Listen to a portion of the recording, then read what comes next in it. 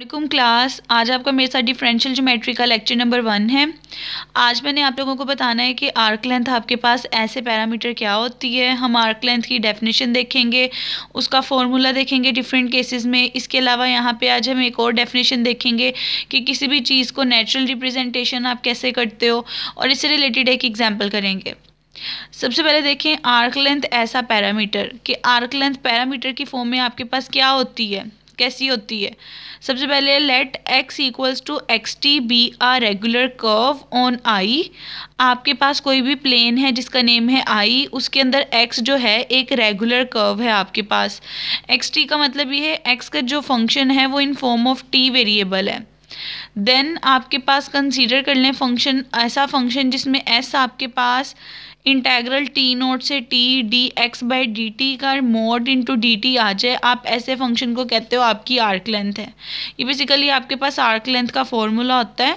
Arc length का formula क्या होता है, जो गिवन फंक्शन होता है आपको उसको आपने विद रिस्पेक्ट टू टी उसका डेरिवेटिव लेना है, फिर उस पर मोड अप्लाई कर देना है। मोड अप्लाई कैसे करते होते हो, फर्स्ट टर्म का स्क्वायर प्लस सेकेंड टर्म का स्क्वायर और अंडर रूट कर देते हो, और जो यूनिट वेक्टर्स होते हैं वो ख़त्म हो जाते हैं।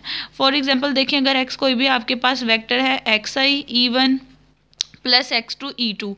अब पहले तो जब आप वेक्टर वगैरह पढ़ते थे यहाँ आई जे लिखते थे, लेकिन जब डिफरेंशियल ज्योमेट्री में आपने बात करनी है आई जे वैक्टर्स की जगह पे e1 e2 e3 vectors use होते हैं, इनको यूनिट वैक्टर्स कहते हैं।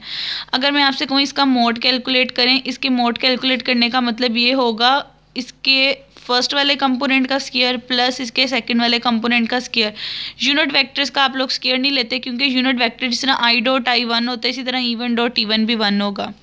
तो आपको उन्होंने कहा है कि आर्क लेंथ की डेफिनेशन क्या है, ये ऐसा आपके पास एक ऐसा कर्व है जो इंटेग्रल है टी नोट से टी, आपने derivative with respect to t लेके उसका मोड लेके डी टी अप्लाई कर देना है। ये वाला फॉर्मूला बच्चों आप लोगों ने याद कर लेना है, ठीक है। अब इस फॉर्मूले से रिलेटेड वो बताने लगे आर्क लेंथ क्या, इस चीज़ से कैसे बनती है और क्या चीज़ है। उन्होंने कहा कि अगर आपके पास t greater than equal to t naught हो, यानी कि ये वाला टी नोड जो है ये छोटा हो, ये लोअर लिमिट हो, और ये जो t है ये अपर लिमिट हो, देन ये जो s होगा हमेशा आपको greater than equal to 0 answer देगा, यानी पॉजिटिव आंसर देगा। यानी कि अगर देखो बच्चों अंडरस्टूड सी बात है, आप लोअर लिमिट को नीचे लिख रहे हो, अपर लिमिट को ऊपर लिख रहे हो, तो बड़ी वाली वैल्यू ऊपर है छोटी वाली नीचे है, तो जब सॉल्व करोगे तो एट द एंड आपका आंसर हमेशा पॉजिटिव नंबर होगा। तो जब आप इस तरह इसको ग्रेटर देन, जब आपके पास यही बात उन्होंने इन फॉर्म ऑफ वर्ड्स लिखी है, t greater than equal to t naught होगा, देन आपके पास एस भी ग्रेटर देन इक्वल टू 0 होगा।